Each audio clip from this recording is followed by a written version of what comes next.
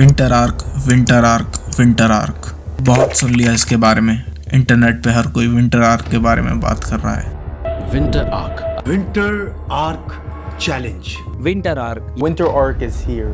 But ये video उन 99% of winter arc videos से अलग होने वाली है। हो सकता है कि तुमने भी इस विंटर आर्क को 3-4 दिन जोश जोश में फॉलो किया होगा और कंसिस्टेंसी मेंटेन नहीं कर पाने की वजह से फिर से वही सब कुछ वैसे का वैसा ही, वही रूटीन, वही हैबिट्स, वही लाइफस्टाइल, तुम वापस से वही घटिया रूटीन में चले गए होगे। तो मैंने इस टॉपिक पे बहुत रिसर्च करने के बाद और तरह तरह की वीडियोस देखने के बाद फालतू चीज़ों को अलग हटा के कुछ ऐसे यूजफुल पॉइंट्स निकाले हैं जो कि इस विंटर में आपको कम्प्लीटली ट्रांसफॉर्म कर सकते हैं। ये वीडियो कोई नॉर्मल सेल्फ इम्प्रूवमेंट वीडियो नहीं है। ये वीडियो तुम्हारी इस साल करी हुई सारी गलतियों को सुधार सकती है, बशर्ते तुम्हें इस वीडियो में बताई गई चीज़ों को एज अ चैलेंज एक्सेप्ट करना होगा। मैंने इस वीडियो को बनाते वक्त मेनली 2 फैक्टर्स पे ध्यान दिया है। पहला, ये सारा ही प्रोसेस प्रैक्टिकल होना चाहिए। दूसरा, इस चैलेंज को फॉलो करते वक्त तुम बोर ना हो जाओ और बीच में चैलेंज ना छोड़ दो। इसी वजह से मैंने इन दोनों चीजों पे फोकस किया है ताकि तुम इस विंटर में अपने गोल्स को पूरा कर पाओ। So this is episode 2 of self direction series. अब बहुत सारे लोग विंटर आर्क को एक टाइम वेस्टिंग चैलेंज बता रहे हैं क्योंकि उन्होंने ये वीडियो देख ली है। And this guy goes, "Hey Goggins, you on that winter arc shit?" I'm like, what the fuck is winter arc? He's like, well, people are like setting goals for the winter time, like working out more, sleeping more, just better habits and goal setting and shit like that. I go, motherfucker, I'm on that 365 shit. It's not an arc, it's a fucking circle. I've been on it for like 30 fucking years. First of all, he's David Goggins.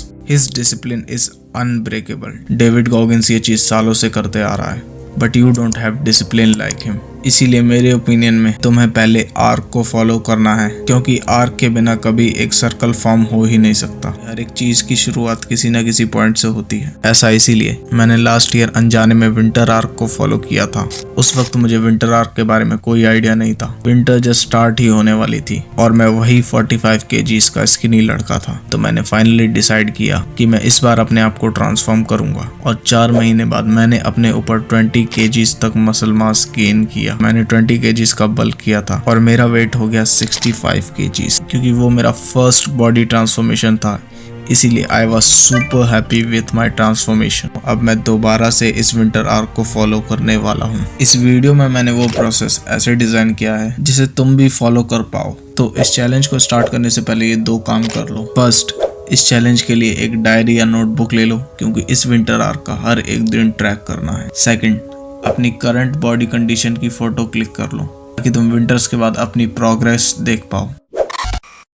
अब ये बात तो तुमको accept करनी पड़ेगी कि तुम्हारा present जो है वो तुम्हारे पास्ट में लिए गए डिसीजंस के रिजल्ट है। अब चाहे तुम अपनी लाइफ में अच्छी स्टेज पे हो या बुरी स्टेज पे, दोनों ही केसेस में आपका पास्ट ही रिस्पॉन्सिबल है। हम अपने पास्ट को चेंज तो नहीं कर सकते लेकिन हम अपनी पास्ट में करी हुई गलतियों से सीख जरूर सकते हैं। मतलब अपनी गलतियों को उस डायरी के पेज पे लिखो। इंट्रोस्पेक्ट करो कि वो कौन कौन सी चीजें हैं जिन्होंने तुम्हारे टाइम और एनर्जी को अननेसेसरीली वेस्ट किया है, जिससे तुम्हें लॉन्ग टर्म में कोई एडवांटेज नहीं मिल रहा है, उल्टा उससे तुम्हें नुकसान ही हुआ है। अपने टाइम वेस्टर्स को आइडेंटिफाई करो। जो भी तुम्हारी गलतियां हैं उसको उस पेज पे लिखो। इस साल तुमने किन किन चीजों पे टाइम बर्बाद किया है वो सारा लिखो। एंड हाँ, be honest with yourself because you have to destroy your old version to rebuild yourself.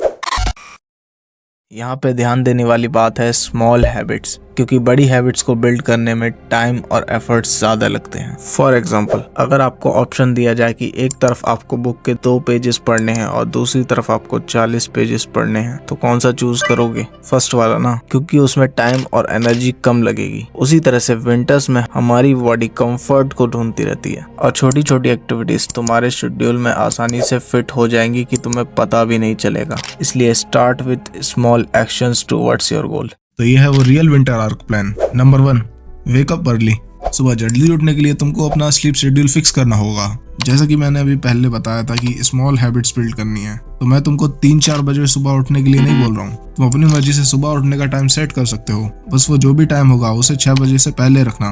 For example, अगर आप यूजुअली 8 बजे उठते थे तो पहले वीक में आपको 7:30 बजे उठना है, फिर दूसरे हफ्ते आपको 7 बजे उठना है, उसी तरीके से तीसरे हफ्ते आपको 6:30 बजे उठना है, और ऐसे ही करते करते चौथे हफ्ते तक आपको 6 बजे उठना है, क्योंकि एक बार में चेंज हमारी बॉडी भी एक्सेप्ट नहीं करती। नंबर 2, मेडिटेशन और reading a self help book. अब इधर आपको 2 चॉइसेस मिल रही है, या तो आप 10 मिनट्स डेली मेडिटेट करो, या तो आप किसी सेल्फ हेल्प बुक के 5 पेजेस डेली पढ़ो। Number 3, workout and exercise. अगर आप बहुत ज्यादा स्किनी हो और आप वेट गेन करना चाहते हो तो स्ट्रेंथ ट्रेनिंग को ज्यादा करो, कार्डियो को कम करो। वहीं पर अगर आपका वेट ज्यादा है, आप फैट लॉस करना चाहते हो, स्ट्रेंथ ट्रेनिंग को तो करना ही है, बट आप कार्डियो बढ़ा दो। कार्डियो मतलब वो फिजिकल एक्टिविटी जिनसे आपका हार्ट रेट इंक्रीज रहता है, like walking, running and sprinting. अब आपका कोई भी गोल हो, या तो फैट लॉस हो या वेट गेन हो, दोनों ही केसेस में आपको ये स्प्लिट को फॉलो करना चाहिए, जो कि है पुश पुल लेग्स। डिस्क्रिप्शन में इस वीडियो को जाके जरूर देखना, काफी सिंपल तरीके से समझाया है। और अगर तुम बिगनर हो तो तुम्हें भी ये होम वर्कआउट फॉलो करना चाहिए। सबसे पहले वार्म अप के लिए जंपिंग जैक्स करो, उसके बाद normal pushups, wide pushups, diamond pushups, burpees, dips, pullups, chinups, crunches, leg raises, squats, lunges and jumping squats. Number 4, take cold shower every day. मैं ये बात जानता हूँ कि सर्दियों में लोग नहाना पसंद नहीं करते हैं, तो कोल्ड शावर तो बहुत दूर की बात है, लेकिन इस कोल्ड शावर के बेनिफिट सुनने के बाद तुम जरूर इसको फॉलो करोगे, क्योंकि आपके ब्लड सर्कुलेशन को बूस्ट करता है, आपकी मसल रिकवरी में हेल्प करता है, आपको मेंटली शार्प करता है, आपकी overall skin and hair health को भी इम्प्रूव करता है, आपका मेटाबॉलिज्म बूस्ट करता है, और तो और आपकी स्लीप क्वालिटी को भी इनहेंस करता है। Water, as long as you don't stay in there to the point where you start becoming hypothermic, you actually are increasing your metabolism and body heat. There's a 2.5x huge increase in dopamine release, very long lasting. 2.5x is the amount of dopamine that's triggered by the use of cocaine. But the difference is cocaine has a very sharp peak on it and then it falls. Number 4, deep work. अब ये आपका पूरे दिन का सबसे productive time होना चाहिए, जहाँ पे आप बिना किसी डिस्ट्रैक्शंस के, बिना किसी ब्रेक्स के लगातार 2 से 3 घंटे अपनी स्टडी करेंगे या रिसर्च करेंगे या कोई भी हाई इनकम स्किल सीखेंगे, जैसे trading, designing, AI, video editing and other tech skills. तो जिस भी चीज में आपको इंटरेस्ट है वो इस टाइम पर सीख सकते हैं। Number 5, digital detox. अब हो सकता है ये जितने भी मैंने पॉइंट्स बताए आपने फॉलो कर लिए हों, बट आप इस वाले पॉइंट में जरूर गलती करते हो। इंटरनेट पे हर दिन कुछ ना कुछ बहुत सारा नॉनसेंस कंटेंट सर्कुलेट होता रहता है। अब क्योंकि लोगों को क्रिंज कंटेंट कंज्यूम करना इतना अच्छा लगता है कि वो उस कंटेंट पे ध्यान ही नहीं देते जो कि उनको एक्चुअली में कंज्यूम करना चाहिए। तो अब से आप जब भी कंटेंट कंज्यूम करोगे, अपनी फीड को क्लीन करोगे, अपने आप से सिर्फ ये 2 क्वेश्चन पूछो कि मैं जिस तरीके का कंटेंट कंज्यूम कर रहा हूँ, क्या ये मेरे को मेरे गोल को अचीव करने में कोई हेल्प कर रहा है? अगर हाँ तो इंटरेस्टेड करो, और अगर नहीं तो नॉट इंटरेस्टेड पे क्लिक कर दो। दूसरा, क्या जो मैं ये कंटेंट देख रहा हूँ, क्या ये मेरी लाइफ में एक्चुअली में कोई वैल्यू ऐड कर रहा है या सिर्फ एक डिस्ट्रैक्शन है? अगर ये आपको ज्यादा डिस्ट्रैक्ट कर रहा है तो आप नॉट इंटरेस्टेड पे क्लिक करें, और अगर आपको सच में लगता है कि हाँ इससे मुझे कुछ हेल्प मिली है तो उसको इंटरेस्टेड करें। क्योंकि बहुत सारे लोगों को ऐसा लगता है कि अपने सोशल्स को डिलीट कर देंगे तब उनका फोकस बूस्ट हो जाएगा, बट ऐसा नहीं है। आप जोश में 3-4 दिन तो कर दोगे, लेकिन फिर आपको वापस से अर्जेस आने लग जाएंगी। तो इसीलिए अपने मोबाइल को यूज करने का सबसे बेस्ट टाइम है, अपने पूरे दिन में से एक टाइम ऐसा चूज करो और उस वक्त अपने मोबाइल को यूज करो। और कमेंट में अपना स्क्रीन टाइम जरूर बताना, कितना हाईएस्ट रहा है या कितना लोएस्ट रहा है, क्योंकि चीजें कॉम्प्लिकेटेड होती नहीं है, कई बार हम लोग बना देते हैं। नाउ आखिरी पॉइंट, वीकली रेस्ट डे। पूरे हफ्ते में से एक दिन ऐसा चूज कर लो जिसमें आपको कोई डिसिप्लिन फॉलो नहीं करना, किसी भी तरह का शेड्यूल फॉलो नहीं करना, कोई स्ट्रेस नहीं लेना, जस्ट चिल करना है, अपनी माइंड और बॉडी को रिलैक्स करना है। क्योंकि पूरे हफ्ते में एक दिन तो ऐसा होना चाहिए जहाँ पे बिना किसी बर्डन के अपने माइंड और बॉडी को रिलैक्स कर पाए और अपनी डायरी में विंटर आर्क को ट्रैक कर पाए। वेल, अभी के लिए इतना ही। वीडियो कैसी लगी, अच्छी बुरी जो भी है, कमेंट करके जरूर बताना। अच्छी लगी हो तो लाइक और शेयर कर देना। मैं मिलता हूँ आपसे अगली वीडियो में, तब तक के लिए इस वीडियो को जरूर चेकआउट करना। मैंने इस वीडियो में ऐसी साइकोलॉजिकल हैबिट्स के बारे में बताया है जो कि तुम्हें अंदर से कमजोर बनाती जा रही हैं और तुम्हें रोक रही हैं। सो देखना चाहो तो देख सकते हो।